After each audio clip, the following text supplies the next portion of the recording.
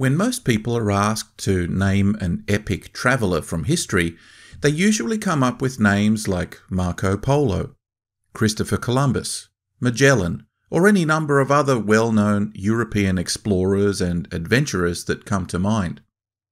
Very few could name an explorer or traveller outside the realm of medieval and Renaissance Europe, despite the obvious reality that there was, at the same time, an enormous, incredibly diverse and highly interconnected parallel world outside of their own relatively isolated domain, in which the Islamic faith had established networks of sultanates and empires extending from the westernmost edge of Africa all the way to China.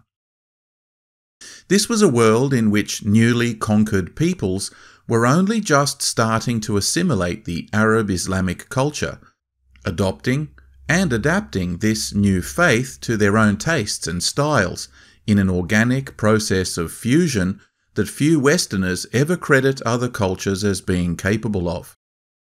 What if I told you that around the same time of the celebrated Marco Polo, there was a young Muslim adventurer who travelled 5 times as far, from his homeland in Morocco through the Middle East, doing numerous side trips north into Russia, with Mongol Khans and European traders, and then south again to India and Southeast Asia, dwelling in the court of mighty sultans as well as hermits in lonely caves.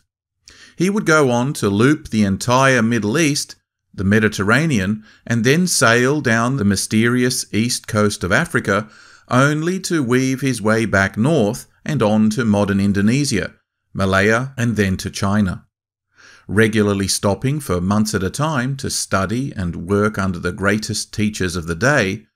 On his journey, he would meet mystics and maniacs, firewalkers and killer elephants, princes and pirates. He would marry and divorce 10 times, win and lose several fortunes, undertake the sacred Hajj 5 times, outrun the bubonic plague, and after a quarter of a century eventually make his way home, only to then travel across the Sahara into the deepest heart of Africa.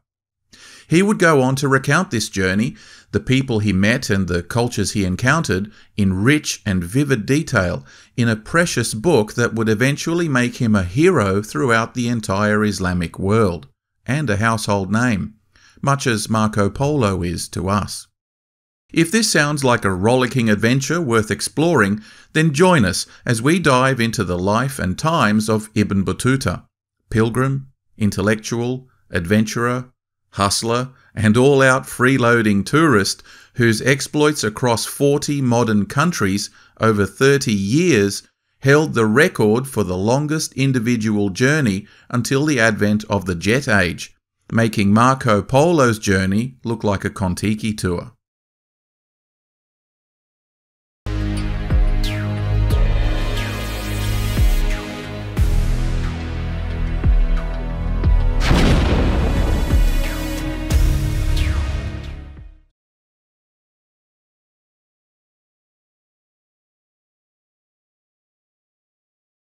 Our story begins in 1325 in the Moroccan city of Tangier, an ancient Phoenician and Berber trading post near the westernmost edge of the known world.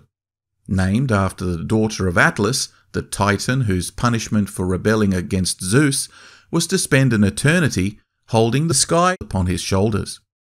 The city's fortunes came and went with successions of both European and Arab invaders, and by the 14th century, it and the larger territory we now call Morocco was ruled by the Marinid Berber Sultanate, who would go on to conquer significant adjacent parts of the Maghreb, the traditional name for the North African coast. Now, despite being solidly Muslim, Tangier was about as far away from the centre of the Islamic world, that is to say Mecca, as it could possibly be, and a good many citizens aspired to someday visit their spiritual centre on a pilgrimage known as the Hajj. The Hajj is considered to be one of the 5 pillars of Islam, those core practices that are compulsory for every Muslim. To summarise, they are the Shahada, sincerely reciting the Muslim profession of faith, the Salat, performing ritual prayers in the proper way 5 times each day, the Zakat, the giving of alms or charity to benefit the poor and the needy, the Sawm, fasting during the month of Ramadan, and the Hajj, a compulsory pilgrimage to Mecca at least once in your life, if at all possible. Now, while the idea of pilgrimage was also well known to Christians, for the most part this entailed travel to nearby shrines or churches, and rarely outside the European feudal estates that most commoners were bound to as serfs. An equivalent Christian pilgrimage to Jerusalem or other holy sites in the Levant was a pipe dream to all but the wealthiest nobles, and even then there was no organised system in place to facilitate it, because to the Christians, pilgrimage was a purely voluntary and personal choice. The Islamic world, on the other hand, commonly referred to in Arabic as the Dar al-Islam, was, during medieval times, a hugely interconnected empire that stretched from West Africa all the way to Java. Despite the internal feuds, civil wars and dynastic upheavals, the compulsory nature of the Hajj meant that rulers throughout all Muslim lands were duty-bound to provide accommodation, food, protection, and economic assistance to pilgrims as part of their own sacred duty. To that end, they frequently sponsored colleges, known as madrasas, which provided dormitories, mess halls, as well as pastoral and healthcare for pilgrims, at distances that made efficient travelling possible. Nevertheless, much like anywhere else at the time, the countryside was often crawling with bandits and rebellious warlords, so pilgrims typically sought safety in numbers between stops by joining the long caravans of merchants that plied their way across well-established trade routes from Africa to India and beyond. Our protagonist, a 21-year-old law graduate, came from a well-respected family of Islamic judges, or qadis in the Arabic. A qadi was a type of magistrate who settled legal disputes and mediated between parties, undertook guardianship of orphans and minors, and was often employed to oversee or audit public works. They were often prominent members of their community, and their intimate knowledge of Sharia law made them highly respected among scholars. So it was that young Ibn Battuta, freshly graduated, was keen to further his education by studying under some of the most famous law professors in the Islamic world, in the great cities of Cairo, Damascus, and Baghdad, much as any ambitious provincial university graduate who wanted to further their career might do today. And what better way of doing this than to combine it with a Hajj? This made more sense than is at first obvious, because a pilgrim on a spiritual journey that was expected to take 16 months was considered to be not only under imperial but also divine protection. In general, bandits were superstitious enough to avoid seriously harassing them. Pilgrims, especially educated ones, were often lavishly hosted and gifted by prominent citizens of towns along their journey, who took seriously their duties of hospitality to travellers on a Hajj. Stories abounded of pilgrims who returned home wealthy, having fallen in with significant benefactors while on their journey. As we'll soon see, Ibn Battuta was not only well aware of such stories, he was betting on the fame and fortune as a spin-off from his Hajj, so as the pilgrimage season got underway, he received a blessing from his parents and departed, all alone, riding on a donkey eastwards as the sun set behind him. At first, he travelled south through the green and forested hinterland of Morocco, until he came to the main highway that opened eastwards from the Sultan's capital of Fez. Making his way through the sparsely populated backcountry, he eventually reached the busy trading hub of modern Tlemcen, capital of the neighbouring Zianid Sultanate, an on-again, off-again rival and enemy of his hometown of Tangier. This might be a good time to just get some background on the Islamic geopolitics of the time. One of the benefits of the incredibly rapid expansion of Islam outwards from its Arabic epicenter was the relative uniformity of doctrine that spread with it across the many different cultures it conquered, such that the standardization of laws and regulations implemented by the Prophet and his immediate successors, as well as the hierarchy of scholars and the bureaucracy that formed around them, was adopted and recognized as legitimate from one end of the realm to the other.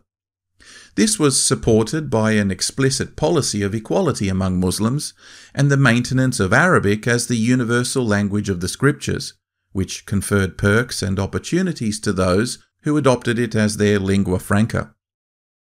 In this way, there were similarities with the cosmopolitan and multi-ethnic Roman Empire, where it was possible for someone born anywhere in the empire to achieve citizenship and even hold positions of authority, so long as they served the interests of the state, adopted its core values, and proved worthy of admission.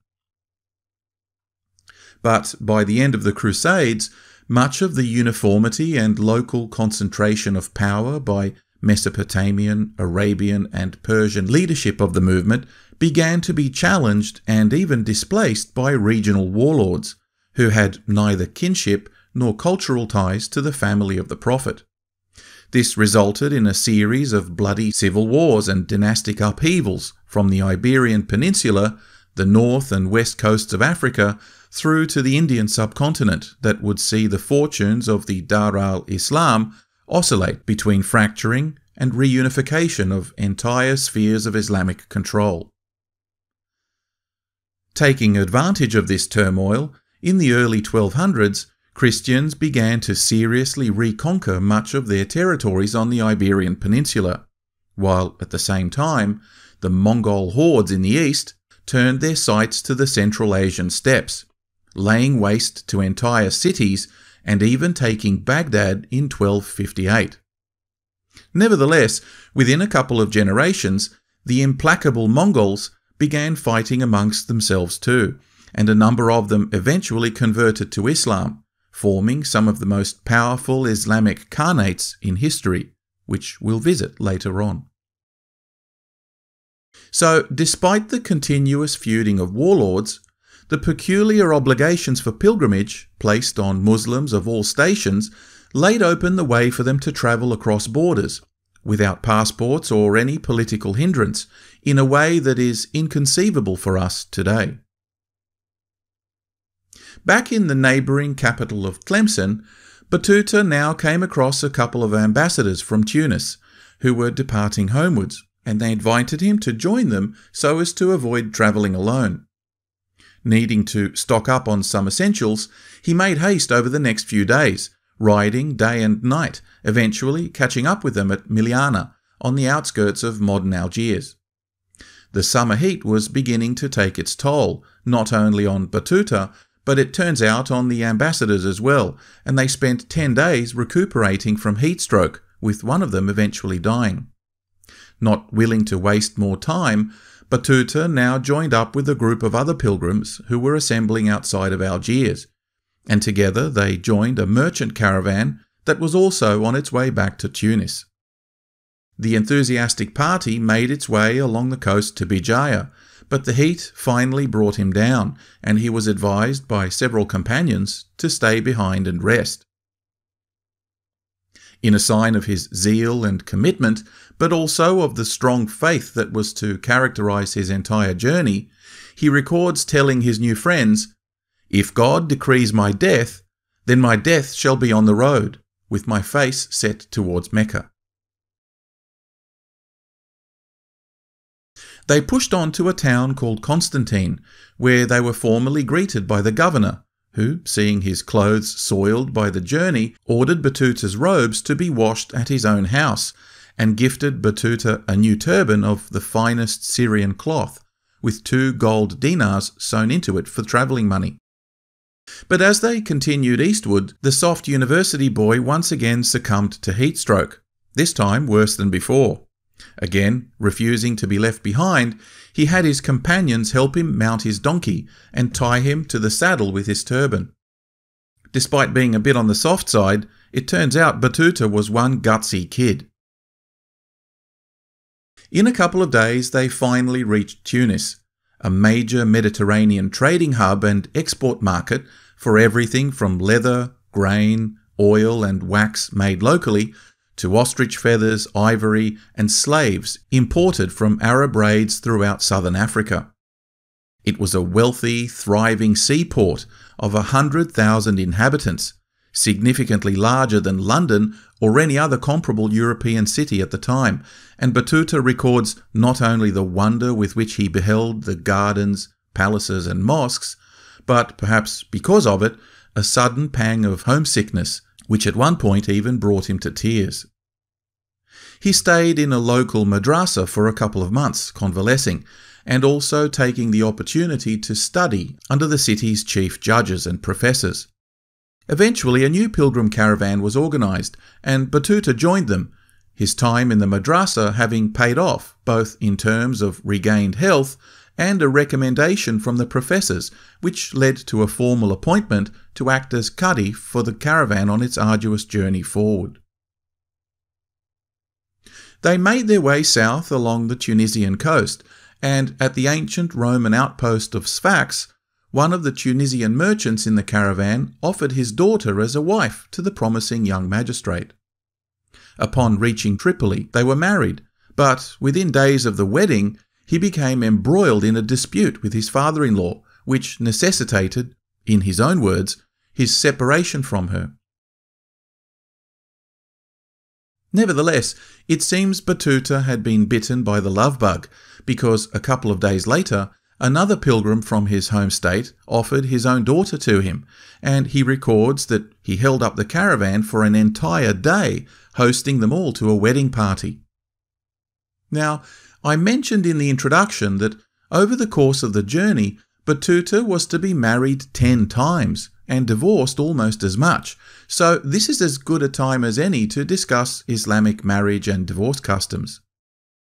Marriage and divorce in the Muslim world was typically based on a blending of local customs with precedents set in the life of the Prophet Muhammad. That is to say, issues such as the age of consent, bridal consent itself, and a bridal maintenance price paid to her by the groom, the number of wives one was allowed to have, and even the option for divorce or temporary marriage terms, which obviously would cost the groom a lot more.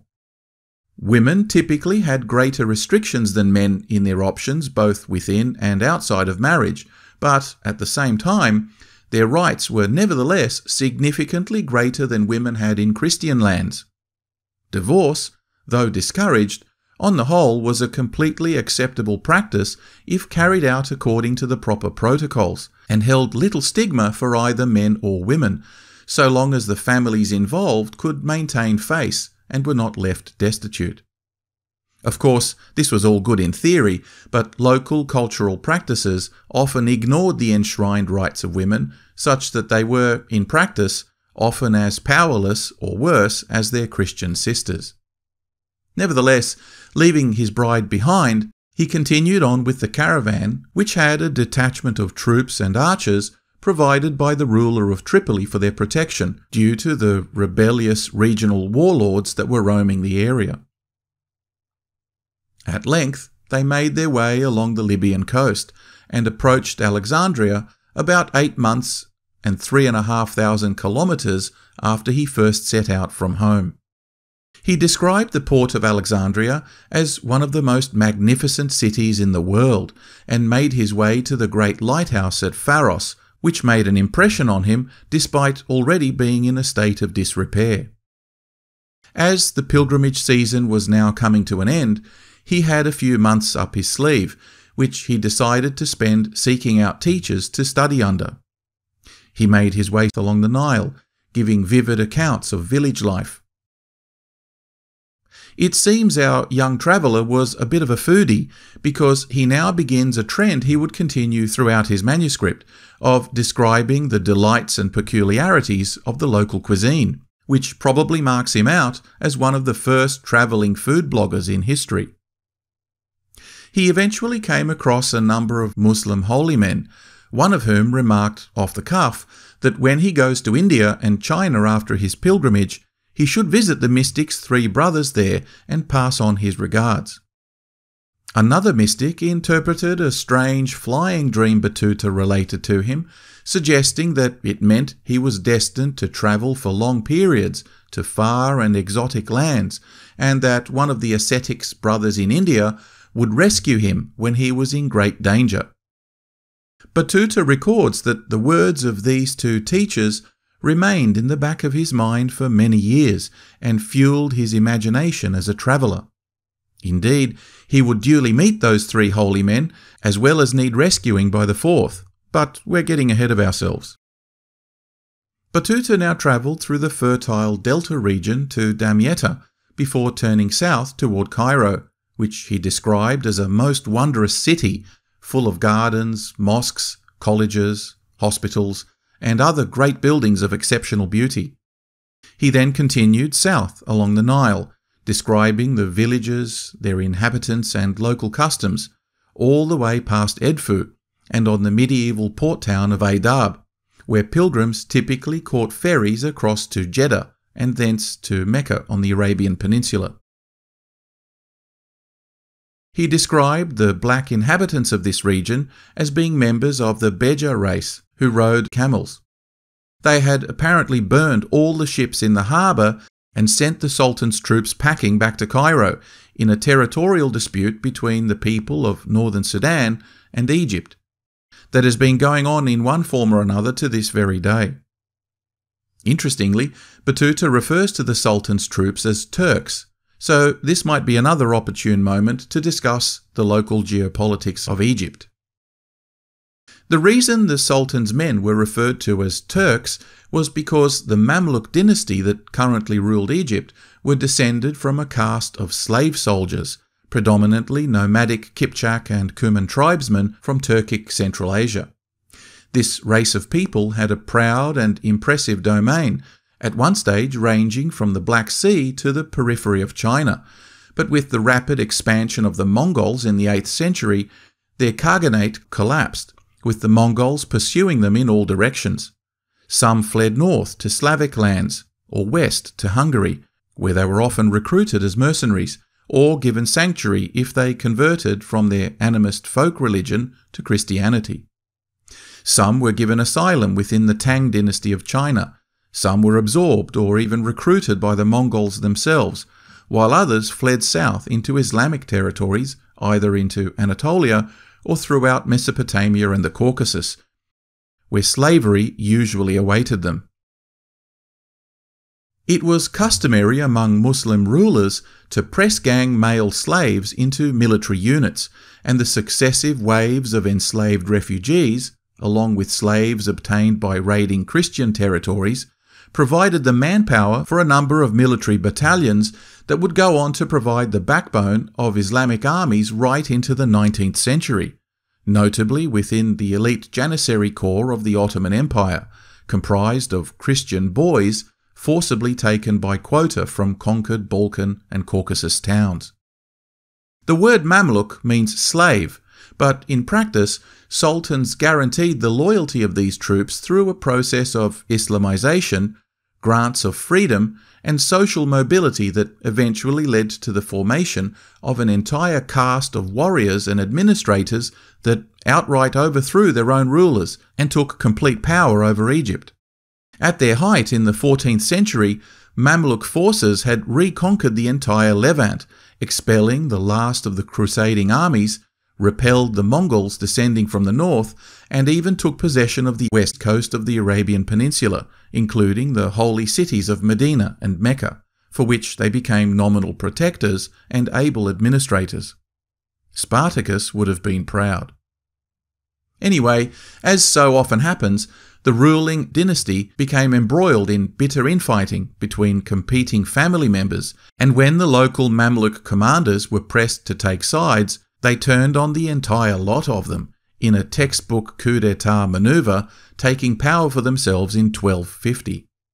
So this was a situation on the ground in June of 1326, when Battuta found himself back in Cairo, a year since leaving home, and having been forced to backtrack all the way down the Nile, but this time sailing on one of the many small feluccas plying their way downstream from one town to another. His notes don't give you any sense of disappointment or frustration, however, and as we'll see, regular side trips and detours constitute an overwhelming majority of his adventures, such that you often get the feeling he's doing everything he possibly can to avoid actually getting to the end of his journey. Indeed, returning to Cairo, he didn't waste much time in the metropolis and headed straight out to the Mediterranean coast and on towards Gaza. It seems our traveller had another few months to kill, so rather than head across the Sinai and down to Arabia, he headed north, hoping to see Damascus in Syria, stopping at shrines of Muslim, Christian and Jewish patriarchs, and reporting a general hospitality towards him from keepers of all those areas. Again, the foodie in him gives us accounts of olives and melons and carob sweets as he made his way along the coast, passing impressive, though by now long vacated Crusader fortresses at Acre, Tyre and Tripoli, and giving quaint accounts of his knowledge of local towns and their relationships to biblical patriarchs or Muslim heroes like Saladin. He travelled further north still, into Antioch and the fringes of the Mamluk domains, and he relates stories of the secretive Fidawi assassins and their poisoned daggers, of Armenian infidels, strange accounts of conjurers, rebellious unbelievers, and hospitable Christian monasteries that were still intact and functional despite the change in governorship, enjoying their Christian delicacies such as cheeses, capers, vinegar and European bread, or cherries and sweets from the ancient Bekaa Valley. But his excitement peaked when he finally reached Damascus, whose praises he sung as the greatest city in the world, delighting in the grandeur of the Umayyad Mosque and its adjacent warren of bazaars and souks that sold all manner of goods, exotic and common. He extolled the virtues of its citizens, whose piety, hospitality, generosity, and charitable organizations were unrivaled as a society in his estimation. Eventually, a new pilgrim caravan began to assemble on the outskirts of the city, so Battuta joined the thronging mass as they made their way south along the Dead Sea, through modern Jordan, and into its southern desert regions, stopping at traditional pilgrim camps such as Tabuk, where camels were watered and the faithful steeled themselves for the arduous desert crossing to Medina, which could take up to a week. Finally arriving, Battuta shares his joy at visiting the tomb of the Prophet. His openly emotional recollections are palpable even to a foreigner reading this account so long after the journey, and we get a real sense of his genuine piety and ardour as a young pilgrim. Several days later they headed to the coast, and thence south along fertile groves toward Mecca. Again he gives a gushing account of the nobility of its people, their generosity, charitable works, clean attire and liberal use of perfumes. Interestingly, he specifically describes Meccan women as especially beautiful and virtuous among all others, noting particularly their use of lingering perfume. Battuta left Mecca in November of 1326, hired by the commander of a caravan that was on its way to Baghdad. Often travelling at night to avoid the relentless heat and stopping at the regularly established waterholes en route, the enormous caravan was funded by the Sultan of Baghdad with provisions and logistical support to aid pilgrims from the eastern lands on their return trip home. It didn't seem to concern our intrepid journeyman that this was in the opposite direction to his own way home, and he gives us no rhyme or reason for why he took the gig, except, again, why not? So they made their way along pilgrim highways, escorted by soldiers of local rulers, and at length arrived in Najaf on the banks of the Euphrates River, where, for some unexplained reason, Battuta took leave from the caravan and headed southeast with a group of Rifai Sufi dervishes toward Basra. He may have been intrigued by stories of the pious and unusual religious communities who live among the impenetrable reed beds, wanting to experience their particular slant on Islam. Indeed, having dodged the odd bandit raid, he reported on practices such as firewalking and the eating of hot coals without injury. Their evenings were spent whirling in a dizzying trance that would be familiar to any modern tourist to Turkey. But more than this, in a frenzy of religious fervour with overtones of American Appalachian revivalist churches, they would handle venomous snakes and even bite their heads off while in a state of ecstatic trance. These Ahmadi dervishes, as he called them, would eventually suffer violent persecution by more mainstream Muslims, who referred to them as heretics. Having seen enough, Battuta made his way downstream to the Persian Gulf, then arranged some horses to travel east into modern Iran, which at that time was part of the expansive Ilkhanate region of Persia. Passing groups of nomadic Kurds, he hooked around north and made his way to the foothills of the Zagros Mountains at Shushtar, where he spent some time studying under some of the most remarkable and eloquent teachers he was ever to meet.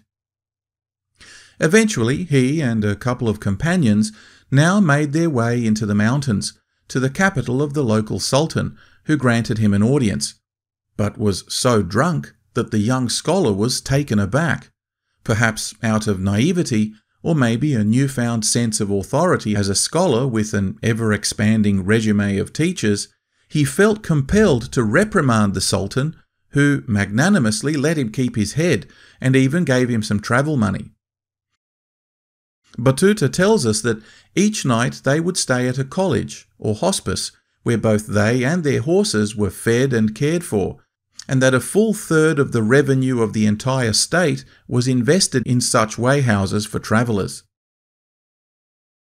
Pushing on to Isfahan and then south again to Shiraz, Battuta relates, on the one hand, his delight at the orchards, customs, and attractiveness of its people, but at the same time highlighting the turmoil that existed there between Sunni and Shiite Muslims, and, perhaps unsurprisingly, his own theological allegiance in the mildly condescending stories comparing the Shiites to his own background. At length, he and his dwindling number of companions made their way northwest again, towards Baghdad, arriving finally 6 months later in June of 1327. Though he described it as both the capital of peace and of Islam, he nevertheless didn't rave about the city in the kind of glowing terms he reserved for Damascus or Cairo, noting that much of it was in disrepair and neglect. He tells us that his visit coincided with the arrival of the current great Khan, Bahadur, whose father was a convert to Islam and, by all accounts, a competent and just ruler. As master of the Ilkhanate branch of the Mongol Empire, he controlled vast regions extending from modern Turkey in the west to Pakistan in the east. Battuta received an audience with the young Khan, who took a shine to him and a genuine interest in his home country and travels thus far. When he was asked about his ongoing plans, the young traveller suggested that, given the pilgrimage season was coming around again, he might like to head for Mecca once more, whereupon the Khan gave orders for a retinue and full supplies to be arranged for him in Baghdad. So, finding he still had another 2 months up his sleeve, Battuta looked around for another side trip, and Mosul, an ancient cosmopolitan cultural melting pot in the north of the country, seemed as good a place as any, so he set off to see what adventures there were to be had there. Eventually he did join the caravan to Mecca, but he suffered from ongoing bouts of diarrhea, which left him so debilitated that he barely completed the requisite circumambulations and spent the rest of the year there recovering. The respite must have suited him, because he tells us that he came back another 2 times and stayed on there each time for up to a year. What he did in the meantime, he doesn't say. Clearly, it was something ridiculously boring, like getting married again or doing postgraduate study. Anyway, it seems he eventually got itchy feet again and made his way to the coast at Jeddah, boarding a small merchant vessel, hoping to sail south to Yemen. He doesn't tell us what his plans were, or even why he chose to head south. Yemen was a major trading crossroads at the time, so it may have been just a case of going to where the action was. Battuta reports that the boat ride was dreadful. He got terribly seasick and the boat blew off course in a storm, ending up in Suakin on the Sudan coast. Undeterred, they crossed back over when the weather improved, and Battuta stayed with the family of a local official he met while on the road in Mecca. He recounts many such instances in his travels of meeting people on the road and then, sometime later, ending up visiting them at their home. Anyone who's ever travelled in their youth, with empty pockets but big dreams, can certainly relate to that welcome bit of hospitality born out of random encounters. I think it's one reason why, though centuries later, and despite the cultural divide, young Ibn Battuta comes across so relatable to travellers even today. Moving inland to the town of Zabid, he describes all manner of orchards with fruits such as bananas, as well as peculiar weekend customs where the entire town goes out on picnics together, complete with musicians and market stalls. Again, he describes the women here as being exceedingly beautiful, yet virtuous and undemanding of their husbands. He now made his way south towards the capital city of the time, Ta'iz, describing its people as rude and unwelcoming, a characteristic he notes was typical of cities in which the monarch resided.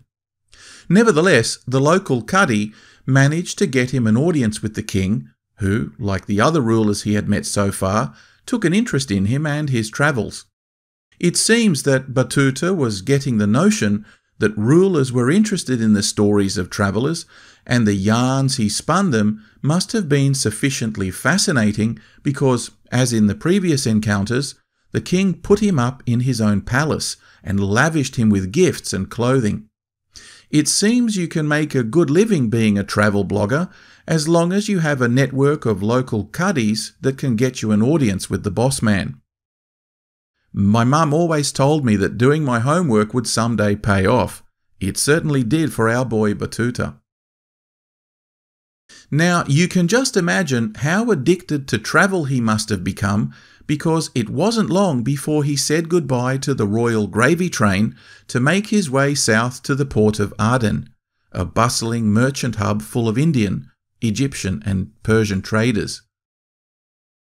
Magnificent ships, bigger than any he had ever seen, were plying their goods from as far away as the southern coast of Africa to the Malabar coast in India and beyond. His head must have been spinning at the possibilities. Again, he doesn't give us any details of his thinking, he just boards a ship, which then headed to the Somali port of Zayla, near the modern border of Djibouti. Describing the port as a stinking cesspool, they remained on their ship to avoid the stench of rotting fish and camel carcasses, which were slaughtered in the open streets for meat by the locals, rather than in what he would have approved as a more sanitary and halal method. They soon sailed around the Horn of Africa, anchoring in the harbour at Mogadishu, where he described the custom of locals rowing out to the vessel with offerings of food, individually pointing to and claiming crew members to join them as their guest in their home. This, I suppose, gave crews a billet and food, but it also extended the privilege to their host of being that particular crew member's agent, buying and selling goods on his behalf, no doubt at a handsome commission. The captain informed the swarm of approaching locals that Battuta was a theologian, to which was shouted a reply from one of the locals that he would therefore be the guest of the Qadi, who, unsurprisingly, passed him on to the local sultan. Score. With full bellies and full pockets, Battuta boarded the ship again, and they continued to Mombasa, described by Battuta as a fine town built on an island with a wooden mosque. The locals subsisted on fish and bananas, which, by the way, are not an indigenous African fruit, despite the iconic caricature of monkeys eating bananas. They were originally brought from Southeast Asia by traders and are thought to have first been cultivated in the highlands of New Guinea. Anyway, heading further south, they anchored at Kilwa, now a UNESCO-listed site on the southern Tanzanian coast, which at the time was a major port, trading tortoiseshell, spices, gum, ivory, captured slaves, as well as gold that was imported from Sofala in modern Mozambique. Battuta reports that its inhabitants were jet black in skin colour, with tattoos on their foreheads, belonging to the Swahili-speaking race called the Zanj. This word is the root of the name Zanzibar and the Zan component of the name Tanzania. Anyway, the Sultan of Kilwa was very wealthy on account of his ongoing expeditions against the mainland heathen Zanj, whose conquered inhabitants were quickly exported back to Arab and Indian markets in the East African slave trade, a practice that continued well into the 19th century, till the British Navy ended it. There are reports of Zanj slaves being offered to the Chinese emperor as gifts by Java Muslim ambassadors. Not content just with ivory and human trafficking, the Sultan of Kilwa was also eyeing off the lucrative goldfields of Sofala, and was waging incessant wars of expansion, eventually capturing it, along with most of the Swahili coast, including Madagascar. Battuta doesn't describe their cargo, but the ship now made its way north, back to the Arabian Peninsula, docking at a port called Dhofar, now in the south of Oman. A desolate and uninviting place, it was inhabited solely by merchants and their black African slaves. With little arable land, the people subsisted on a diet of sardines, bananas and coconuts, which were also exported to the east, along with ropes made from their fibre. Notably, he describes it as the one place outside of India of cultivation of the betel vine. These leaves, chewed with a combination of lime chalk and areca nut, was part of a popular practice called pan. The activity, practiced for thousands of years in the South Pacific, produces a copious red saliva that is then spat out, and which causes an unsightly red stain of the teeth and gums. These betel leaves were more highly prized than silver or gold, and to be given a few as a gift was considered an extremely high honour. Supposedly it was meant to freshen the breath, which is fair enough during times of poor dental hygiene and no fluoride, but the dribbling red saliva makes it hard to see its social value until you read that it has narcotic effects and is highly addictive. Today its use is diminishing, though it's still popular in some regions, especially in the Pacific. They sailed up the coast, rounding into the Strait of Oman, and in his first report of significant danger in now over 6 years of travel, he recounts a souring of relations with the ship's crew, asking to be set ashore at the town of Sur, where he hired one of the crew as a guide to travel overland to the nearby town of Khanates, where they would later reboard the vessel, having given everyone a little time to cool off.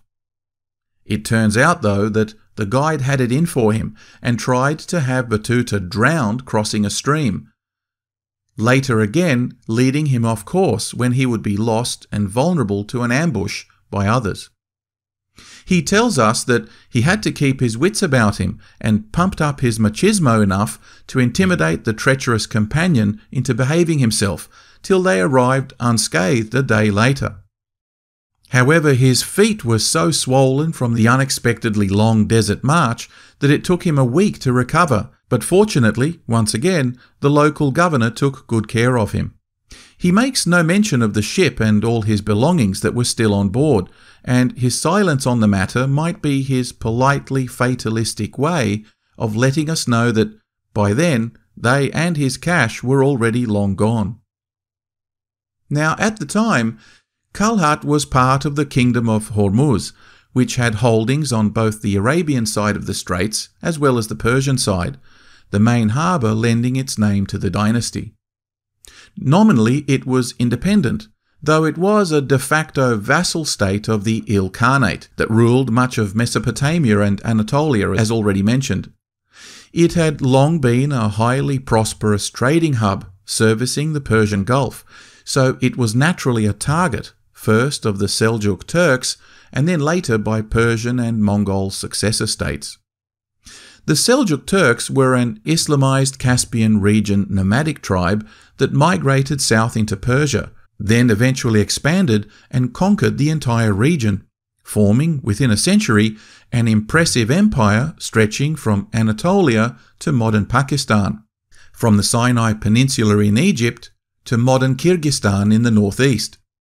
But, like an overdone souffle, their rapid expansion was unmanageable, particularly in traditionally Shiite domains, and they were eventually overthrown by their own Mamluk generals, resulting in a fragmentation of the empire into dozens of smaller states that were easy prey for competing neighbours.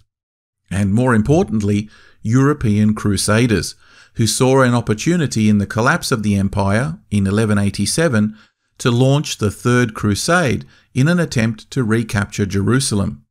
But they failed to overcome Saladin, whose mutual admiration for Richard the Lionheart of England have become legendary. Now, Saladin was a talented and knowledgeable Kurdish refugee who served in one of the several fragmented Seljuk sultanates that were of the Shiite faction. Being himself a Sunni Muslim, as well as an ethnic Kurd, few would have predicted his ultimate rise through the ranks of the Fatimid dynasty. But it seems that suspicions of his religious background were put aside owing to his strategic genius, and in the end, this genius would extend to undermining and eventually overthrowing his own bosses, to establish his very own Sunni sultanate, the Ayyubid dynasty. You'd think that growing up to witness the overthrow of the Seljuk Empire by Mamluks would be enough to make you think twice about engaging them in your own service. But engage them he did, with gusto, and fortunately he didn't live long enough to see his own beloved sultanate overthrown in much the same way by his own Mamluk viziers 100 years later. But all of this was put in jeopardy by the Mongols, who managed to do what even the Christians couldn't, and then some, by basically riding shotgun over the entire Islamic world, along with plenty of Christian holdings as well. Recall I mentioned that the cities Ibn Battuta was currently visiting, Kalhat and Hormuz, were part of the Kingdom of Hormuz, and that this kingdom was just one of many states that had formed after the fragmentation of the Seljuk Empire in 1187. Well, Hormuz was eyed off by a neighbouring kingdom during all that chaos, called the Khwarezmian dynasty. This dynasty, formed by, you guessed it, Mamluk rebels, covered most of Persia and extended into northern Central Asia. They had plenty of muscle, and so exerted enough pressure on the Hormuzians as to vassalize them. Now, while all this fragmentation and power-grabbing was going on, there was a whole other party going on in the far north of the Mongolian steppe. A young prince, by the name of Temujin, was having a serious bust-up with his one-time best mate Jamuka. Being a meritocratic kind of leader compared to his now traditionalist rival, Temujin's popularity soared, and the two fell into the inevitable conflict that best friends often find themselves in. At risk of diving into a long-winded side trip of my own, I'll just pressy this story by saying that Jamuka lost and Temujin won, becoming the Genghis Khan we all know and love. Anyway, as you know, Genghis would go on and hammer the Yuan Dynasty of China, because why not? And being strapped for cash, in 1218 he sent a large caravan of merchants to the Khwarezmians, hoping to establish trade and diplomatic relations. The local governor confiscated all their goods and executed the merchants on charges of espionage. When the Mongol Khan sent a diplomatic mission to investigate and seek redress for the outrage, the Shah of Khwarezm, Muhammad II, had them beheaded Big mistake. Now, despite being a pillaging barbarian maniac, the Great Khan was a stickler for formality, and the execution of an ambassador was rightly perceived as a massive slap in the face. So, in 1219, he halted his entire ongoing invasion of China and instead redirected upwards of 200,000 mounted archers south to teach these Muslims a lesson. The outcome? Basically, within the next 2 years, the Khwarezmian Empire was wiped off the face of the earth. 3 of the biggest cities in the world and a number of other significant ones were razed to the ground and their inhabitants slaughtered or sold into slavery. Historians have suggested that the population of the Persian plateau was reduced by 3/4 and would not reach its former number until the 20th century. Mission accomplished, Genghis promptly returned to his siege of China, but the Muslim catastrophe would provide a permanent base of operations for him that would see successive generations of Mongols promptly continue their pillaging all the way to the Mediterranean, bringing the Islamic world to its knees, notably with the sacking of Baghdad in 1258, and Damascus soon after. The Christians didn't get off scot-free though, and Genghis' successors pillaged their way through Eastern Europe all the way to Vienna and Budapest, as well as holding the entire Byzantine Empire to ransom. There's no power like soft power, however, and when Genghis died in 1227, his empire, though still unified under his son Ogadai, began to slowly splinter as his brothers jockeyed for power within their own domains.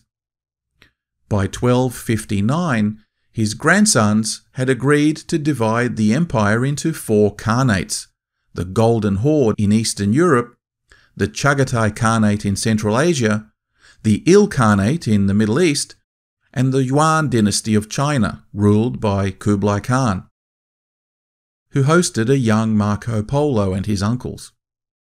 With the exception of large parts of the Yuan dynasty, pretty much the rest of the Khanates slowly adopted the Islamic religion of the people they had recently almost exterminated.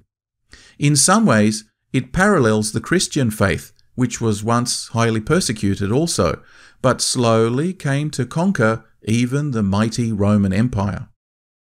Some have suggested that, as in the case of Constantine the Great, the Islamization of Mongols occurred out of administrative expediency, while others claim it related to the previously pagan Tengrist nomads wanting to integrate their dynasties within the sophisticated civilizations they ruled over, in order to legitimize their hold on these city-states.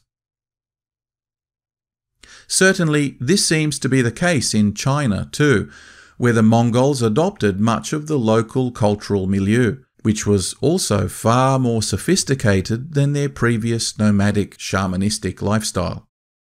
It should be said, though, that this gradual and voluntary conversion carried the unavoidable phenomenon in these new domains of selective adoption of Islamic customs, many new converts refusing to give up their love of alcohol, pagan traditions, nudity, or worse of all, allowing their women complete freedom of movement, clothing, and social inclusion. This was something that would eventually bother Battuta, but the further he strayed from the Muslim heartland, the more frustrated poor old Battuta would become with his more laissez-faire brethren, sometimes to the point of whining. So, now we come back to our hero, visiting the small Ilkhanate vassal kingdom of Hormuz, who, having met with the Sultan, was given leave to travel north through the Persian hinterland, stopping at a number of travellers' hostels and then on to the coast at Siraf, where he supposedly observed the challenging job of pearl divers. In his chronicles, he suggests that some of these divers can hold their breath for an hour or more, so we have to wonder whether he actually observed the practice or was just embellishing the tall tales he heard from someone else. There was just too much going on for one traveller to cover, after all, so he probably didn't think we'd mind if he passed off some other bloke's random story as his own. He now crossed back to the Arabian side of the Gulf, passing through Bahrain and modern Riyadh, to undertake yet another Hajj. It was now 1330 and he'd been away from home for 5 years and pulled off 3 Hajjs already, was feted and fed the whole time like a boss without ever having to do a serious day's work. Clearly, this kid knew how to game the system and could teach our own millennials a thing or two about parties. He now hatched the idea of travelling to India and made his way to Jeddah 3 years after departing from there the last time. But given his previous experience of seasickness in dodgy boats, none of the vessels heading to India met with his approval, and after a couple of months wasted in fruitless waiting, he took a ferry across to the Sudan once more, this time not by accident though, and headed north to Cairo, once again enjoying a luxury cruise along the Nile. He decided India could wait. Goodness only knows what he was thinking, because he doesn't really explain. But he then went up the Mediterranean coast once more, retracing his previous journey through Palestine, Lebanon and Syria to the port of Latakia, and boarded a Genoese Christian merchant galley headed for Alanya in modern Turkey. His account of these Italian traders is a generous one, reporting that he was treated kindly by them and even given free passage, which any hard-bargaining Italian today would find extremely hard to believe. Nevertheless, he reported that there was a large community of Christians there who coexisted peacefully with their Muslim overlords and neighbours. The whole population generally gets a good rap, Battuta describing them as some of the handsomest, most generous and gentlest of people in the world, but that their only vice was their regular smoking of marijuana. One has to wonder if that's what actually made them so chilled out and hospitable. Indeed, Battuta has a lot of nice things to say about the Anatolian Turks, who were organised into a series of small sultanates. Their bigger cities, such as Anatolia, were very well fortified and often organised into quarters, with gates locking in the various segregated groups in the evening. These usually included a Greek quarter, a Christian merchant quarter, the Jews in another, and the king and his Mamluks in another. The general Muslim population occupied the main town and suburbs. He also described a peculiar brotherhood of pious, unmarried men set up in adjacent districts, who would work at their day jobs and then, in the evenings, bring their income to an elected leader who would use the money to finance hostels for travellers and the unemployed. It was a sort of medieval Turkish YMCA system that Battuta continuously raved about, and I'd be interested to hear from our Turkish friends whether this amazing society still exists and what their relations are with non-Muslim travellers. Battuta's small party now crisscrossed the whole interior by his account, though it seems unlikely that they could cover so much ground within the time he gives us. It may just be that he wrote things down as he remembered them all those years later, but eventually they made their way back along the east coast, relating how warmly he was greeted by the various sultans, who were keen to learn of his travels, homeland and religious perspective.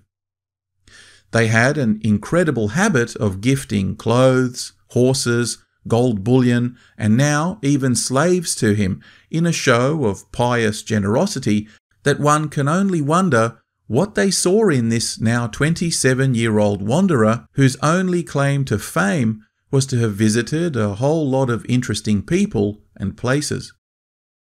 Most of these warlords would have already had a lifetime of experience dealing with freeloaders and hangers-on, so they must have seen something special in this serious young man's conversation and demeanour that they found worthy of their ongoing generous patronage.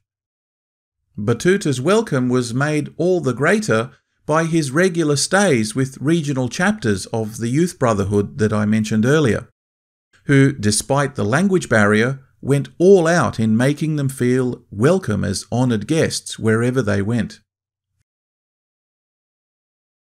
Finally reaching the north coast city of Sinop, he relates how the population was largely comprised of Christians, to whom the local sultan had extended his protection.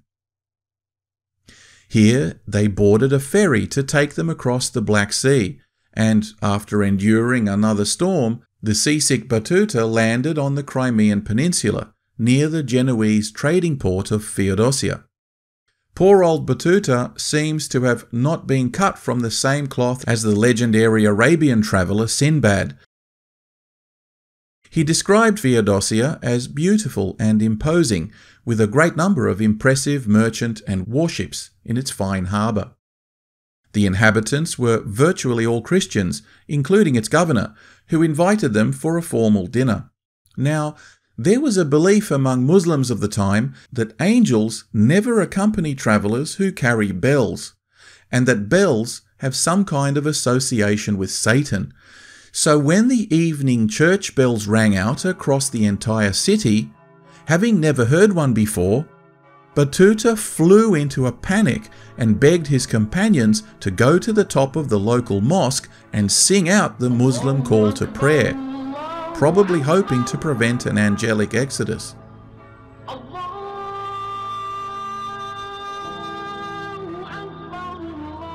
Anyway, the sky didn't fall in, nor did the ground swallow them up, so he got a little dose of humility as the governor and local cadi shrugged their shoulders and dinner carried on as usual. They were soon off again and hired wagons to travel along the coast of the Sea of Azov, into the heartland of the Golden Horde, one of the 4 Mongol power bases that arose after the breakup of the empire, if you recall. The Golden Horde ruled over an enormous area, extending, at its height, roughly from the Polish border to the North Sea, incorporating Ukraine and much of Western Russia. The current Khan was Uzbek, a direct descendant of Genghis Khan, and sources suggest that he had one of the largest standing armies in the world, at approximately 300,000 men. These were employed at various times in fighting the Byzantines, Poles, Lithuanians, as well as Russians, in whose dynastic politics he was firmly enmeshed, being the brother-in-law and backer of Yuri of Moscow, as well as that of the King of Bulgaria. By the time of Battuta's visit in 1333, there was an optimistic peace with the Christian world, and though Uzbek Khan was himself a convert to Islam during his youth, as well as an energetic missionary, he was tolerant of other people of the book and had a lively and friendly correspondence with the Pope in Rome, assuring him of his ongoing protection of Christian churches and subjects. The Genoese had also established a significant trading presence and enjoyed the Khan's generous patronage. Peace with Byzantium was also cemented with the Khan's marriage to the Byzantine emperor's daughter. The Khan's relationship with other Muslim states wasn't as rosy as this, however, and he didn't get on so well with his distant cousin, the ruler of the Ilkhanate down south in Baghdad, if you recall. So he initiated a couple of failed military campaigns against him, drawing support from allies among the Egyptian Mamluks. In a novel example of Muslim-Mongol versus Muslim-Mongol conflict that still perplexes historians to this day.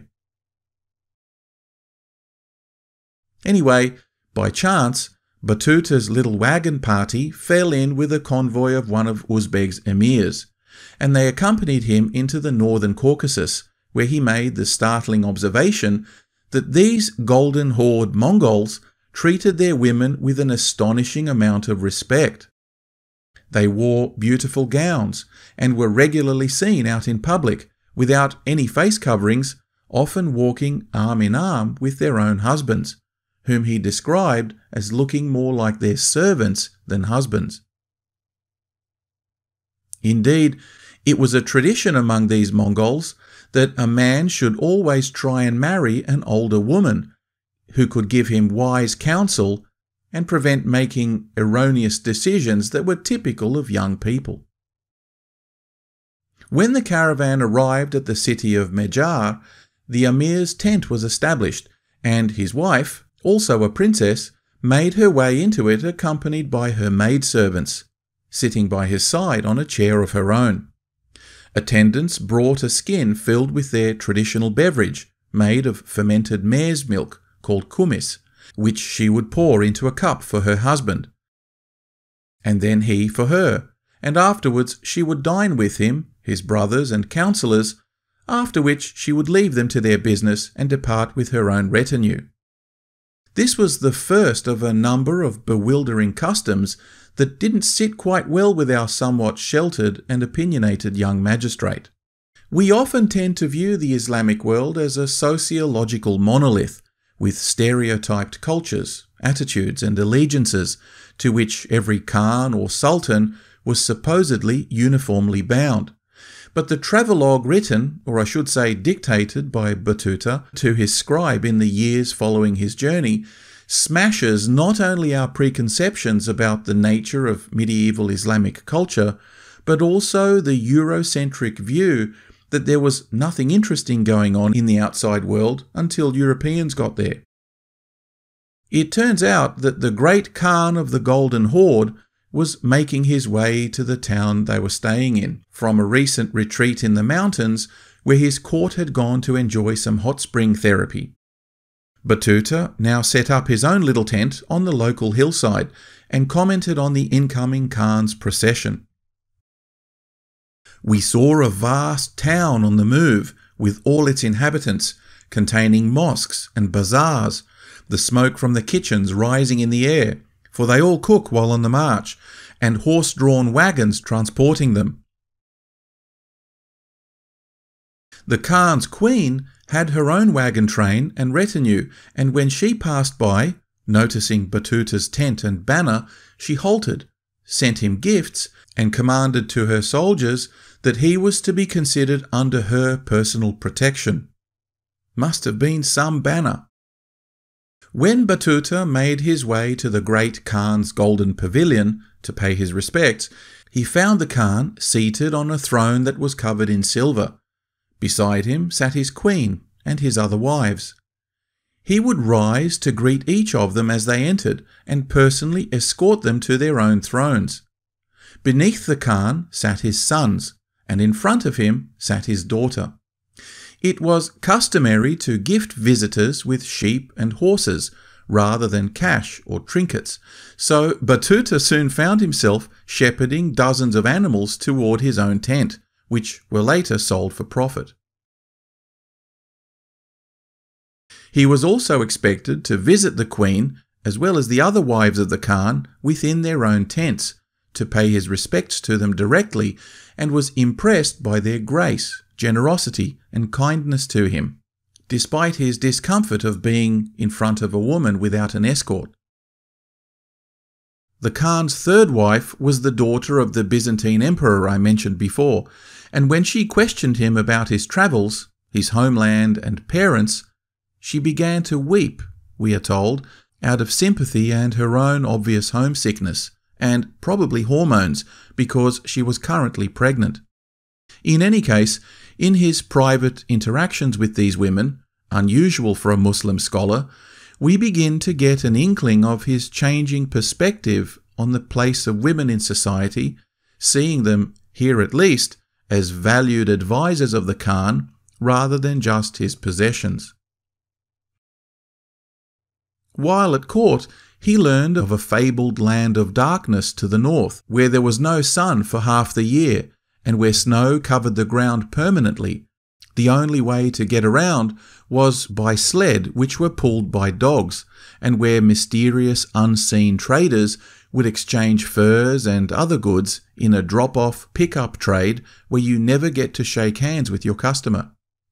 The Khan gave him an escort and leave to visit this land, but they only got as far as Bulgar, near the junction of the Volga and Kama rivers, and some modern sources doubt he even got this far. Upon his return, the entire court packed up once again and rumbled its way along the ancient Silk Road to the city of Astrakhan, where the pregnant wife of the Khan asked if she could return to her parents during the birth of their child. The great Khan gave his consent, and Battuta now requested permission to accompany her caravan, which numbered hundreds of wagons and soldiers, as he wished to see this great Christian city, and being under the Khan's personal protection would make it safe for him to do so. So once again, Battuta rode the gravy train back through the Crimean Peninsula and around the Black Sea coast into the city of Constantinople, his first real foray outside of the Islamic world. Upon entering the city, bells began to ring out everywhere, welcoming the princess and her retinue home.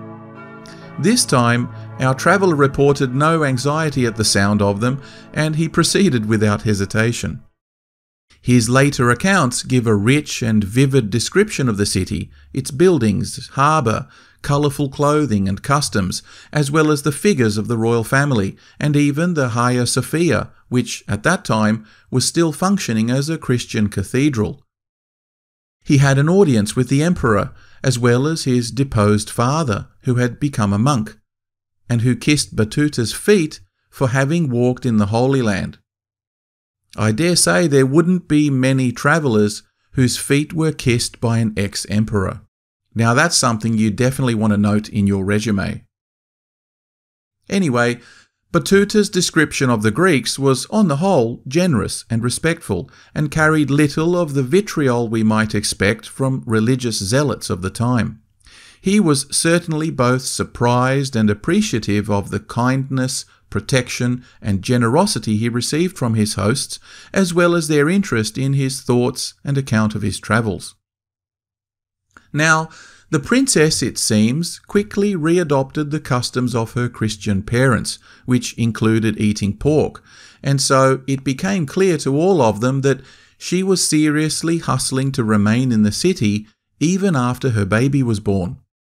Her senior retainers got the message and asked her permission to return to the great Khan, which she arranged, such that Battuta, having now spent over a month in the city, left with them and headed back through modern Romania and around the Black Sea once more, laden, of course, with presents and cash from both the grateful princess and her parents.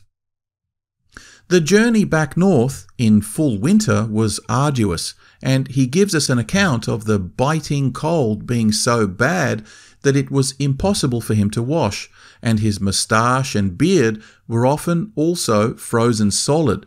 Indeed, he could hardly even mount his horse, owing to the bulk layers of clothing he needed to wear. Arriving finally back at Astrakhan, they learned that the Khan had gone back to his capital at Sarai, so, of course, he set out to report on his journey and also do some sightseeing while he was there.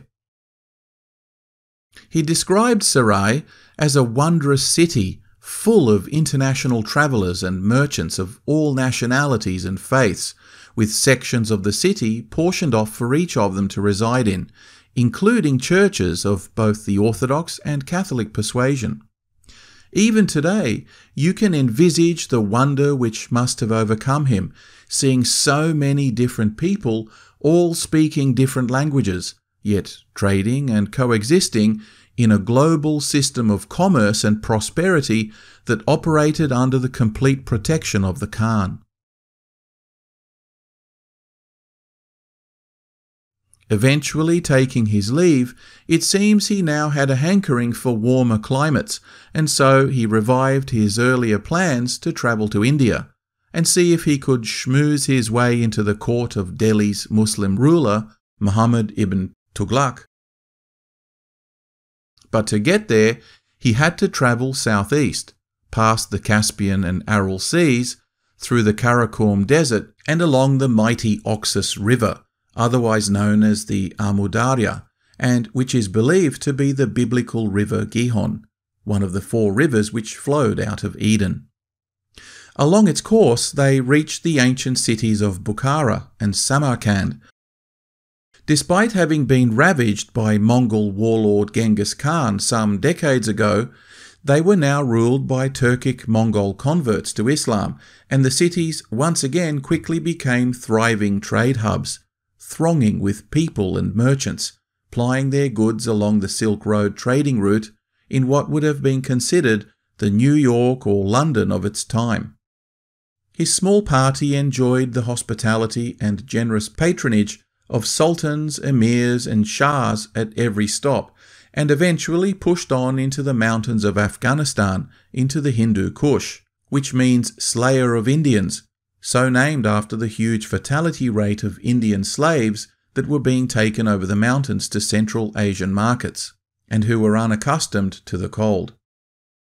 In this unforgiving mountain range, Afghan bandits gave them no end of trouble, but it was here that he became the doting father of a baby girl, born to his slave, but who, under Islamic law, would be fully recognized and free as a legitimate daughter to whom he was now bound. In describing her birth, he now reveals a tender side that we didn't see before, as he recounts his joy and good fortune at becoming a father. They eventually descended into Sindh, then a large part of modern Pakistan, in September of 1333, travelling by barge to the coastal estuary city of Lohra before making their way back up along the Indus River. He reported their arrival to the local sultan's officials, who, he tells us, take compulsory details of every traveller and pass it via a sophisticated courier system back to Delhi for scrutiny and consideration for an entry visa. Now, you recall at the outset I mentioned the unfettered freedom with which Muslims could travel throughout the Dar al-Islam. The main reason for the particular border security here in India was that the current Sultan, Muhammad ibn Tughlaq, was actually somewhat eccentric. Some would say a lunatic. Actually, he was a psychopath. Anyway, despite being a Muslim, he was part of a usurper dynasty of, you guessed it, Turkic Mamluk slaves, who characteristically had rebelled against their former ruler and deposed him.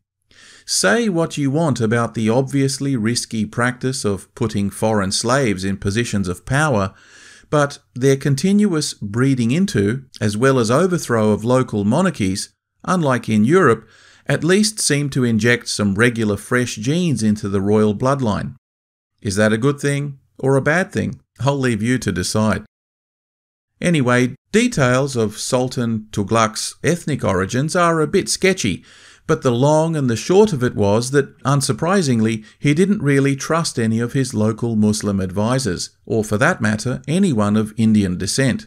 So he surrounded himself with paid foreign lackeys, advisors and officials, showering them generously with gifts, property, and most important of all, titles and civic honours beyond the average person's wildest dreams, in order to secure their loyalty.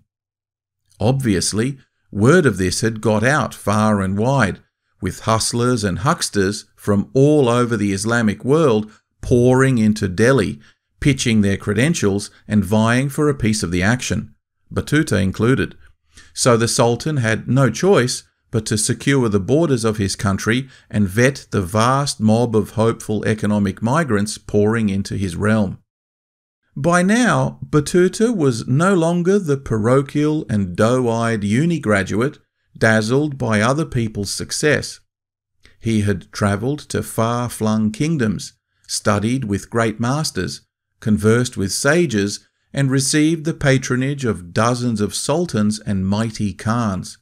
He'd even met the Christian emperor face to face and was considered not only wealthy, but a man of consequence, respected by all. So it was no surprise that he was rubber-stamped in, but the Sultan had a proviso that the visa was a permanent resident visa. In other words, you were forbidden to leave on pain of death, unless you had the express permission of the Sultan. It seemed to Battuta like this was a small price to pay, so he signed away, while some others in his party changed their minds and turned back. As he now made his way into the interior, he noted the ongoing guerrilla wars being fought by Hindu insurgents, and at one point took an arrow in the thigh when he helped repel an attack on their caravan. He also recounted his horror at witnessing the common practice among Hindu widows of ritually throwing themselves onto their husband's funeral pyre, which was called sati. As he made his way toward Delhi, he was informed that the Sultan was out of town suppressing rebels in a nearby province, but had given instructions to accommodate Battuta till he got back.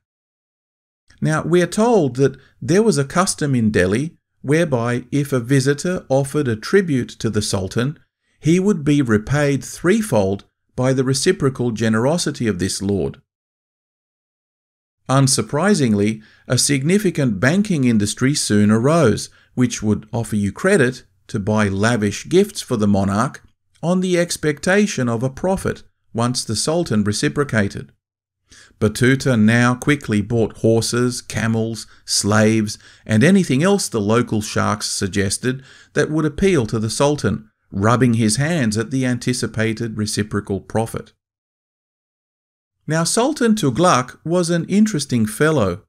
Contemporary reports tell us he was a man of considerable learning, fluent in several languages, knowledgeable in science, mathematics, and medicine, but also an accomplished poet and philosopher who regularly admitted infidel scholars to his court, holding discussions and even debates with a number of them.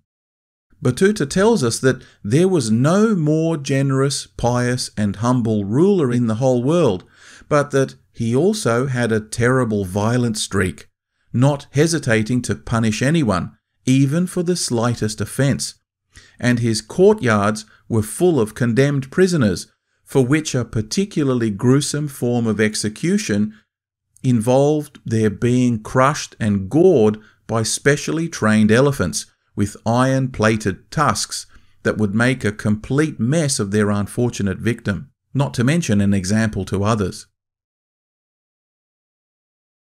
The Sultan was reputed to be the richest man in the world at one stage, and Battuta relates that when he got wind of a conspiracy against him, he had an entirely new capital city built in the south of the country, over 1,200 kilometres away, creating roads, planting shade trees, and building inns along the way, then forcibly transplanting the entire population of Delhi there in an exodus of literally biblical proportions. Some historians tell us that this was more likely done to secure the southern regions against insurgents, and it certainly had the effect of cementing Islamic rule in the south for some time.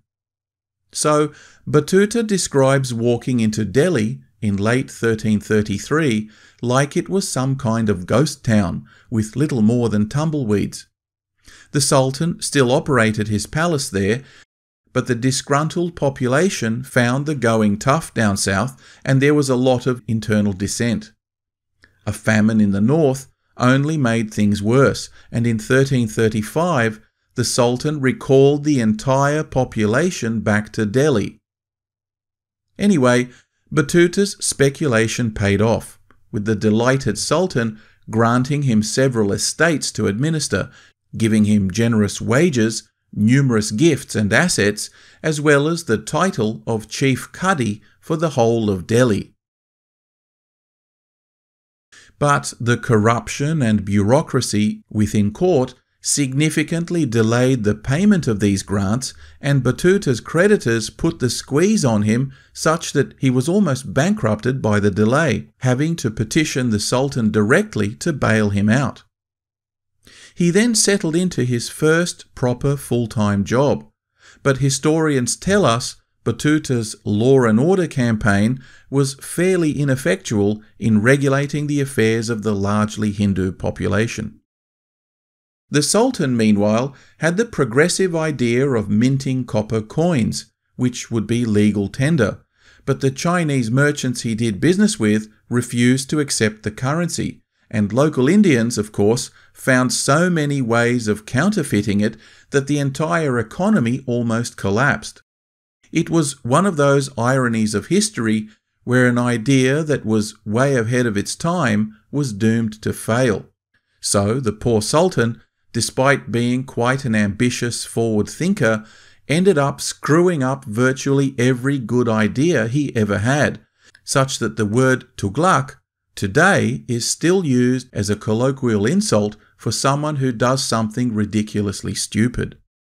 We are told that Battuta spent nearly a decade in the Sultan's service, and during that time had become quite chummy with a local Sufi mystic. When this mystic fell out with the Sultan, Battuta suffered guilt by association and was placed under arrest by the capricious ruler. Devastated, he undertook a series of hunger strikes, and when the mystic was eventually put to death anyway, Battuta was soon released. Completely disillusioned, and now fearing for his own life, he withdrew into a cave to become an ascetic, and remained in solitude and meditation for some months. When the Sultan heard about this retreat, he summoned him back to serve in the government, but Battuta was by now desperate to leave the country, so he asked permission to go on a Hajj, knowing it was an exit loophole that the pious Sultan could hardly refuse.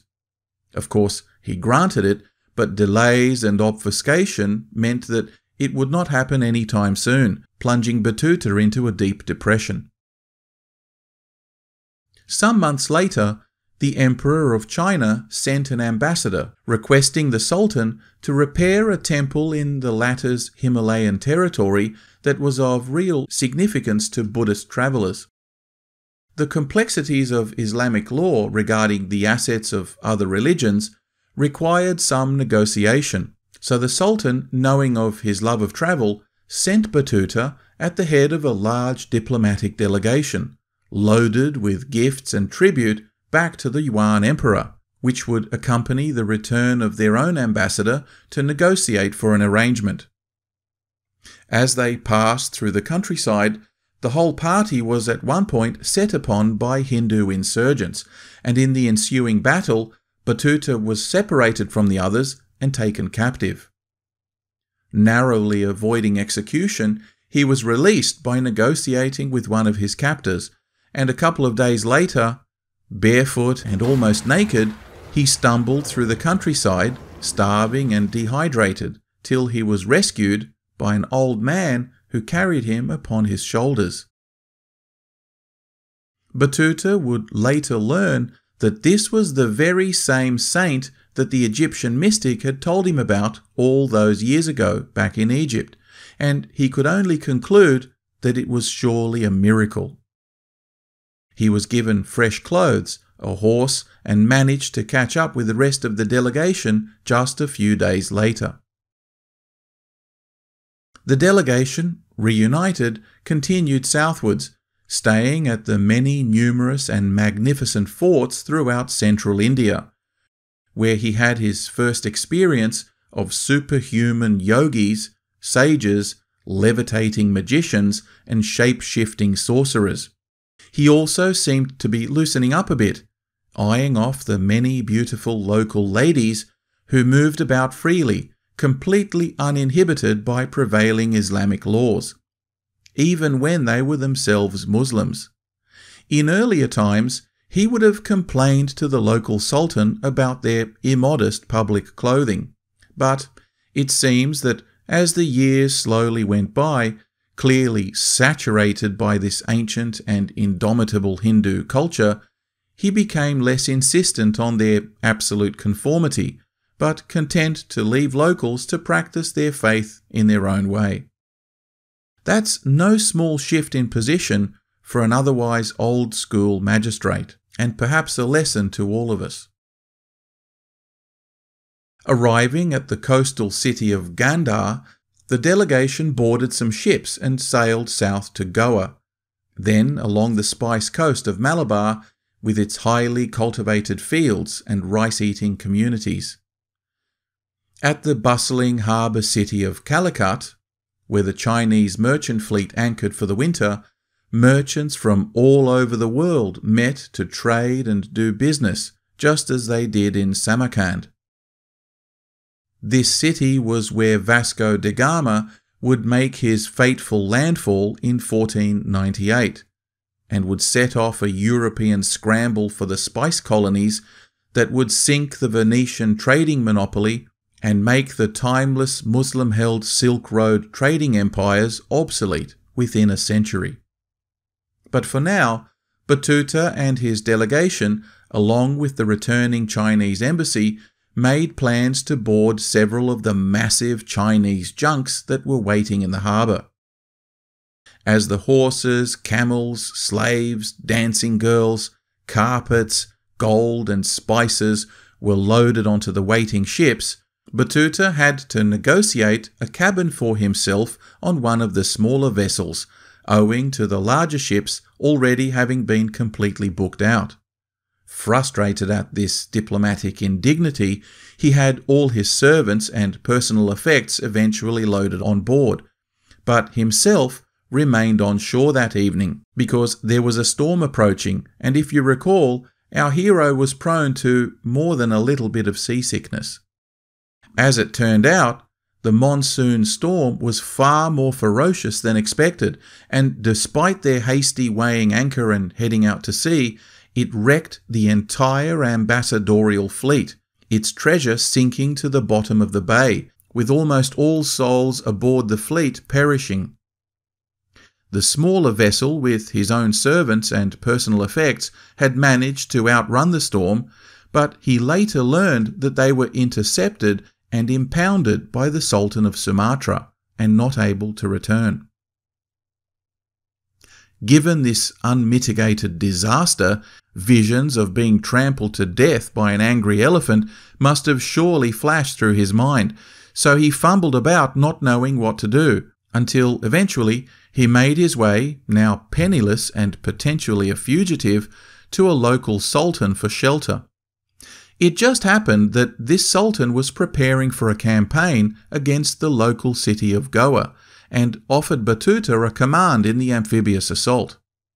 The battle, we are told, was a success, but our hero was obviously a lover, not a fighter, because he gained no particular glory or personal honours from the assault, and decided soon after to hit the road, hopefully to try and get back his impounded ship, before continuing on to China, hoping that the Sultan of Delhi would still see the mission as ultimately having been completed.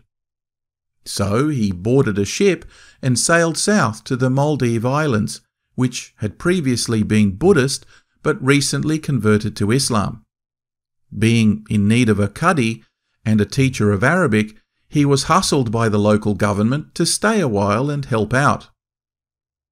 At first, he was happy to step in, and in their gratitude, they quickly married off the now destitute magistrate.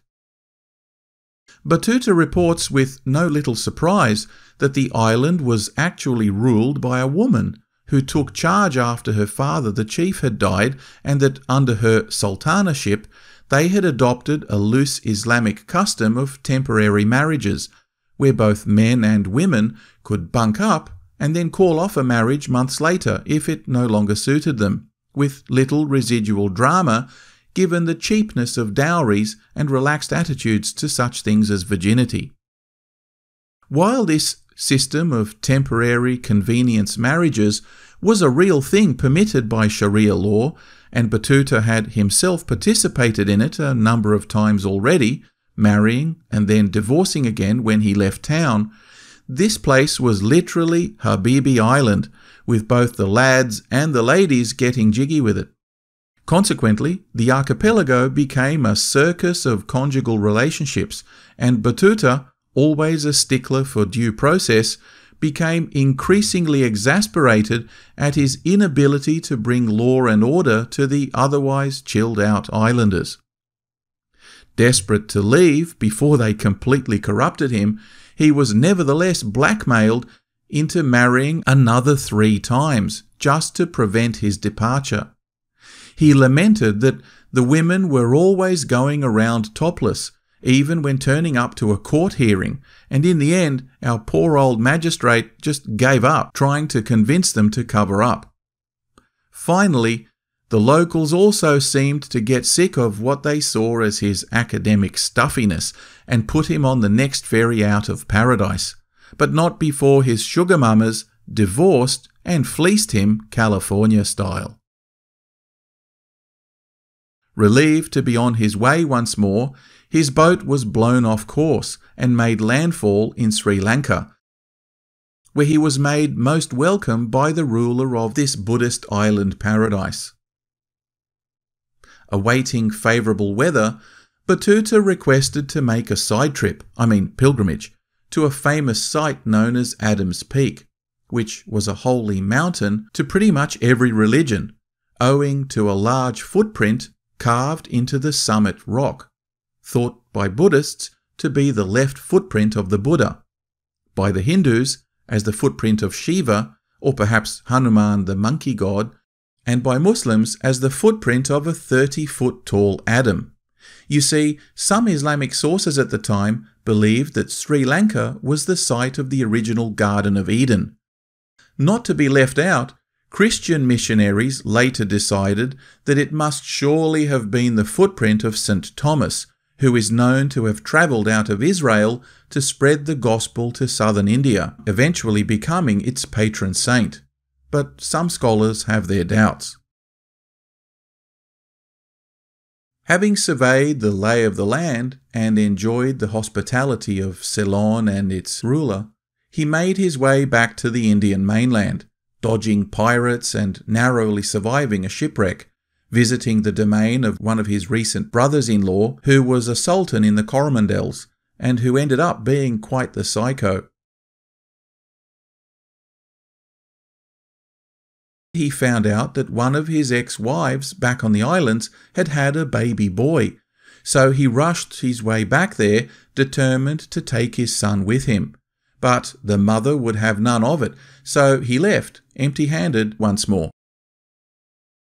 Okay, this time he was definitely going to go straight to China, except that after 45 days at sea, they landed instead in Bengal, where of course he went off on another side trip to visit a Sufi holy man in the mountains, before they shoved off again, finally headed for the Indonesian island of Sumatra and its several energetic jihadi sultans who were waging constant war upon the fierce native jungle tribes. When he got there, he described exotic spices, fruits and animals, as well as beautiful women, of course, and men who had mouths like dogs. Now, that might seem like a bizarre and ludicrous description, but scholars now believe that what he was describing was the Mentawi tribal custom of tooth chiseling, which, incidentally, is practiced in parts of Africa as well. Apparently, the Dracula look makes you irresistible to the ladies. Taking his leave, and incidentally there being no word about his now long impounded vessel, the Sultan, maybe secretly feeling guilty, supplied him with a couple of his own ships, as well as supplies to help him get to China more efficiently, and so they pushed on to a fabled land known as Tawalisi. Some debate continues whether this was Java, the Philippines, or even southern Vietnam, and Battuta relates being hosted here by a warrior princess called Urduja, who was a legendary fighter taking on Mongol invaders in hand-to-hand combat, with an army of both male and female warriors. Like a true Amazon, she refused to marry until she found a man macho enough to subdue her, which pretty obviously wasn't going to be Battuta. Though an infidel, she was very cordial to the crew of the ship and provided them with gifts and supplies for their forward journey. Finally, in 1345, at the age of 41, and some 20 years since he left home, Battuta made landfall in China. He now goes into full foodie mode, describing its unparalleled agriculture, orchards, fields, wealth and irrigation systems. You can almost imagine his mouth watering as he describes the sweetness of its plums, watermelons, its plump chickens, and even bizarre food markets selling everything from dogs to frogs, though he makes no mention of bats. He was continuously dazzled by their silks and porcelains and their use of paper money, as well as the complete safety for travellers, owing to the surveillance and control of movement within what was effectively a police state. At length, the local constabulary informed the imperial court that the envoy of the Sultan of Delhi had finally arrived. So, while he waited for an escort to the imperial capital, he remained a guest at one of the local Muslim traders' associations, who were always overjoyed to welcome a homegrown scholar. Soon enough, he was whisked away on a massive river barge, heading to the imperial capital at Beijing, but staying at a number of marvellous cities along the way, at the home of well-established Muslim merchant families. One of his hosts told him of an incredible rampart built to keep out the biblical giants of Gog and Magog, though Battuta never got to see the Great Wall of China for himself. Anyway, at length they arrived in the Forbidden City, only to learn that the Emperor Hezong had been deposed and executed, along with his chief retainers and entire family, which were buried with great pomp and ceremony in an elaborate tomb, accompanied by similarly slain horses, slaves, and other necessities for the afterlife. With all this upheaval, there was now little chance of an audience or diplomatic exchange, so there was no point hanging around. Besides, he now felt even more isolated, and he was beginning to get seriously homesick. A few months later, he boarded a junk and headed back to India, stopping by Sumatra to pay his respects to the Sultan before making landfall again on the west coast of India. He now had a dilemma: to head back to Delhi and face the Sultan, fingers crossed, or just hightail it back to Morocco and pretend nothing happened. When in doubt, go on another Hajj, but in the meantime, he thought it might be nice to swing around through the Gulf of Hormuz and revisit some of his previous holiday destinations through the Persian hinterlands, across Basra and then back on to Baghdad. Now, some might think that he was just a travel junkie, which I'm sure he was, but more likely he was hoping to cash up by dropping in on some of his old patrons, because this whole Indo-Chinese adventure had left him completely broke. But unfortunately for Battuta, a number of his benefactors were away campaigning, and his old chum, the Sultan of the Ilkhanate, had meanwhile died, and with his death, the entire region had plunged into civil war. So he had little luck and decided to push on to Damascus, 20 years after visiting there the first time. Here also he learned that he supposedly had a son, but tragically he and the mother had passed away some years ago. He felt the only honourable thing to do was to give what money he had left to his in-laws. He now also learned that his own father had long passed away, though his mother was apparently still alive back in Tangier. He received reports of a horrible epidemic that history would call the Black Death. Deciding to investigate, he saw the entire region completely depopulated, with bodies lying around unburied. Hurriedly returning to Damascus, he found it now also in complete chaos, with a daily death toll in the thousands.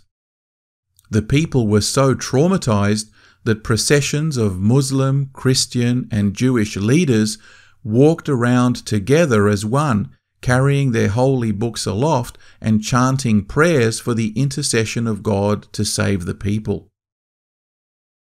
There was little point loitering here either, so Battuta headed south once more toward Gaza and Alexandria, describing horrific scenes of death and decay.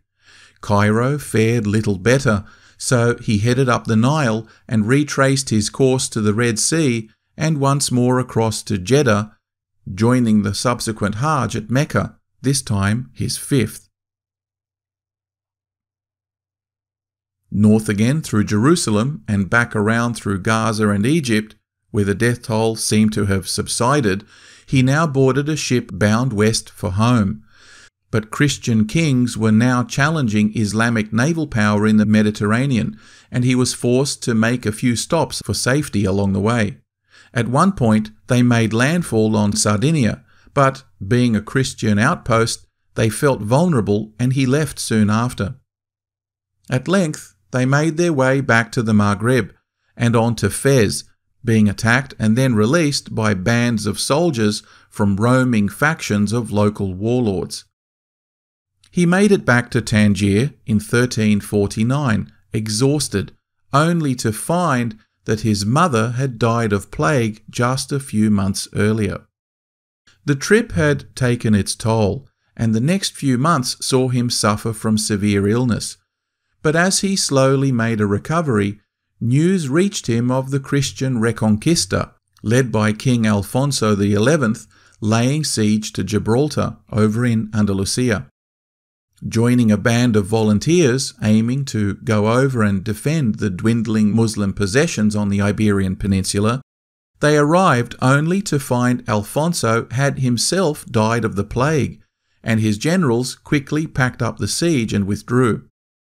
Never one to waste an opportunity for sightseeing, Battuta hit the road and described a number of the remaining Moorish strongholds, especially delighting in the beauty of Malaga and Granada, relishing their incredible pomegranates, grapes, figs, and almond groves.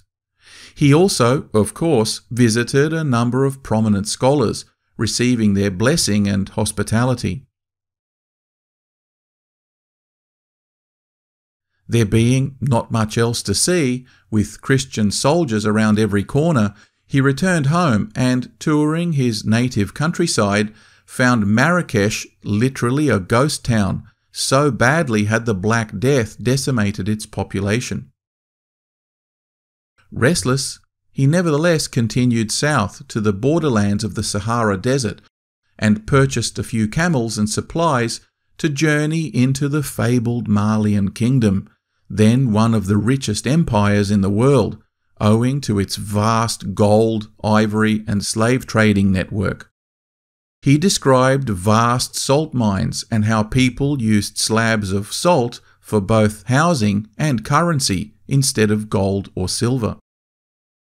The black people of the sub-Saharan country seemed to have little respect for northerners, and while they were pious and diligent in their prayers, like many other far-flung Muslim territories, they were quite selective in their adoption of other Islamic customs. For example, both men and women were allowed to have friends of the opposite sex, something that even Christians didn't allow.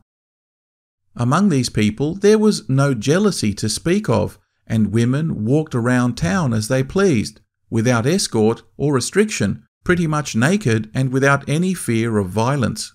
Moreover, they had a peculiar custom of identifying themselves through the matrilineal line of descent, with their mother's brother being more important than their father, something Battuta just couldn't get his head around. He made his way south toward Mali, the capital of this empire, made famous by the unbelievably wealthy, pious and mighty Sultan Mansa Musa some years ago. But when he got there, he found the place not particularly inspiring. The legendary hospitality he was anticipating failed to materialize, with the current Mansa, or Sultan, being a stingy and unwelcoming host. Remember, Battuta had spent time among the most powerful rulers on earth, and always experienced their benevolent generosity in the receipt of substantial hospitality gifts that seemed to be a universal custom throughout the lands of Islam, even among non-Muslims. But here, he got basically a bowl of porridge, some fried beef, and a couple of loaves of bread. Poor old Battuta, by now probably the world's single greatest freeloader, having crossed the Sahara to get here, took this as an insult, don't they all? and at one point spoke up in the Sultan's court, trying to guilt-trip him by saying that he had been among the mightiest rulers on earth, all of whom had lavishly gifted him and extended honours beyond his wildest dreams. What was he to say for posterity about Mansa Suleiman when he eventually returned to the outside world? Unperturbed, the mighty Sultan just rolled his eyes and arranged for some simple accommodation and a modest budget for his daily expenses. But basically, he couldn't be bothered to take an interest in this upstart Berber and why he thought he was so special. You gotta love Africans. Suffice it to say, Battuta didn't stay long basking in the Sultan's underwhelming generosity, and soon made his way overland to Timbuktu. At that time, a modest, dusty and fly-infested outpost that in time would itself become a dazzling city of wealth and romantic imagination. But for now it didn't seem to make much of an impression. He then travelled along the Niger River to Gao, an important trading hub where he received a message from his Moroccan sovereign to return home. Hardly needing further incentive, he made his way back to Tangier in 1354, accompanying a caravan of 600 female black slaves that were being taken north to markets across the entire Barbary coast. Back in Tangier, the new sultan had heard of Battuta's incredible adventures and insisted on having them written down for posterity, appointing a young scribe called Ibn Juzay to take dictation from the now weary traveller, who was appointed as a local judge but died in relative obscurity in about 1369 at the age of 65, with some speculation continuing even today about where he was buried. The resulting book, called A Masterpiece to Those Who Contemplate the Wonders of Cities and the Marvels of Travelling, or simply The Rihla, or in English, The Travels, wasn't an instant success, and it took a couple of centuries for his story to reach a wider readership even among the Islamic public. I've uploaded a PDF of the book into the Heroes and Legends documentary channel website. Please see the link in the description section or visit us on www.heroesandlegends.com.au if you want to read the story for yourself. Now, we don't know whether Battuta actually kept a journal or notes of any kind while on the road, so the manuscript may have been based entirely on his own memory of people and places he travelled to over the course of almost 3 decades. Despite the high level of scholarship and intellectual rigour expected of judges at the time, it was probable that he got a few things mixed up, or just plain forgot some details, or as you might expect, probably embellished a few stories, like most travellers do. So to fill in any blanks, the scribe Juzay occasionally plagiarized other contemporary merchants to fill in any details of the retelling of this incredible journey.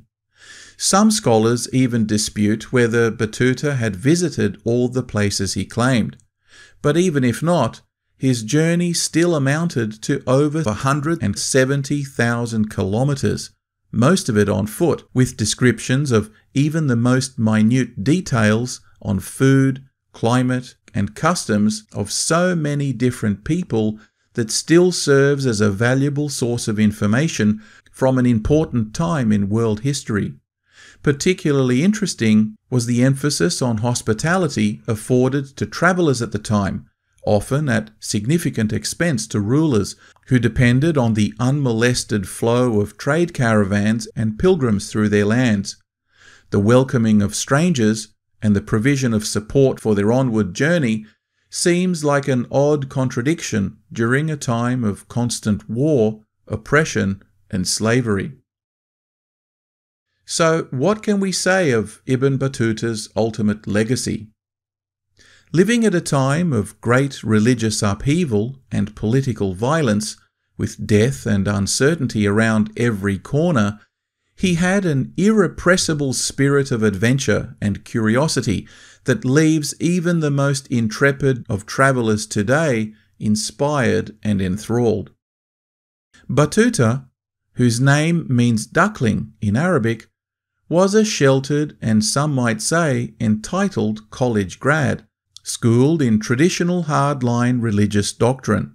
So his occasional frustrations with the wayward customs of his nonconformist Muslim brethren, or the culture shock of alien cultures, should be taken in the context of his responsibility as a magistrate.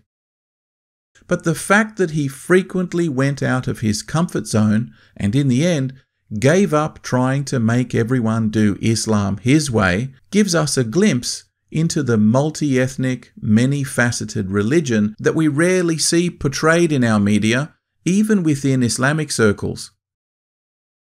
He was, of course, a product of his time, and he viewed Christians, Jews, and other religions as false, as indeed they would have thought of Islam. But this didn't stop him visiting their lands, staying with them, and even taking the time to try and understand them. Indeed, despite the theological objections, he often had nice things to say about infidels and gave them credit and respect, occasionally even above their Muslim overlords. He was a man of strong personal faith and never wavered in his trust in divine providence or in his own destiny. He lived his life doing the thing he loved best and being profoundly grateful for the opportunities life had given him, despite his many ups and downs, eventually leaving for posterity a rich and vivid account of a life well lived that is still a valuable resource for scholars even today.